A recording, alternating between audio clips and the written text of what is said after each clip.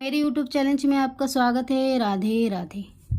आज हम जानेंगे कि शिव जी के सिर पर क्यों विराजमान है चंद्रमा। आखिर ऐसा क्या कारण हुआ, आखिर ऐसा क्या हुआ जिसकी वजह से भगवान भोलेनाथ ने उन्हें सबसे सर्वश्रेष्ठ स्थान दिया। तो चलिए जानते हैं। दक्ष प्रजापति ने अपनी 27 कन्याओं का विवाह चांद के साथ किया था। चांद इनमें से सिर्फ रोहिणी को ही अधिक प्रेम करते थे। ये रोहिणी को प्रेम देखकर अन्य पत्नियां बड़ी दुखी रहने लगी। दुखी स्वभाव को लेकर उन्होंने अपने पिता यानी दक्ष प्रजापति के पास गए और उन्होंने शिकायत किया और दक्ष बहुत ही दुखी हुआ। दक्ष स्वभाव से ही बहुत क्रोधित थे। दक्ष ने क्रोध में आकर चांद को श्राप दिया कि तुम 6 रोग से ग्रस्त रहोगे। इसके बाद चांद का शरीर धीरे धीरे मुरझाने लगा, धीरे धीरे सूखने लगा, कलाई सूखने लगी, हाथ मुंह सब मुरझाने लगे, धीरे धीरे बिल्कुल छोटा सा हो गया।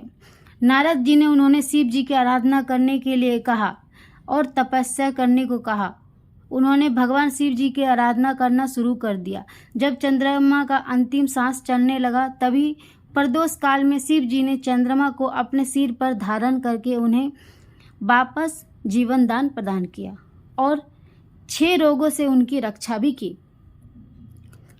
भगवान शिव ने चंद्रमा देव को कहा कि यह श्राप वापस तो नहीं लिया जा सकता, परंतु बिना चांद के पृथ्वी पर संतुलन बिगड़ जाएगा, क्योंकि बिना चांद की रोशनी के रात्रि का कोई अर्थ नहीं आएगा।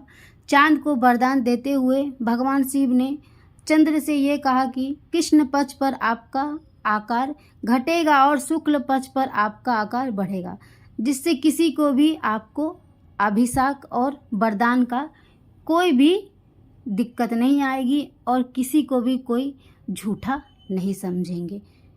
फिर से धीरे धीरे चंद्रमा स्वस्थ होने लगे और संपूर्ण रूप से आ गए।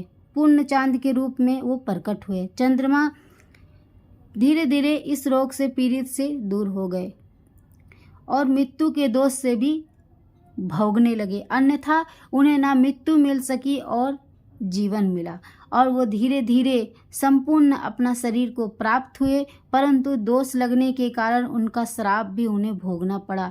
कुछ दिन में वो छोटा रहते और कुछ दिन में वो बड़ा।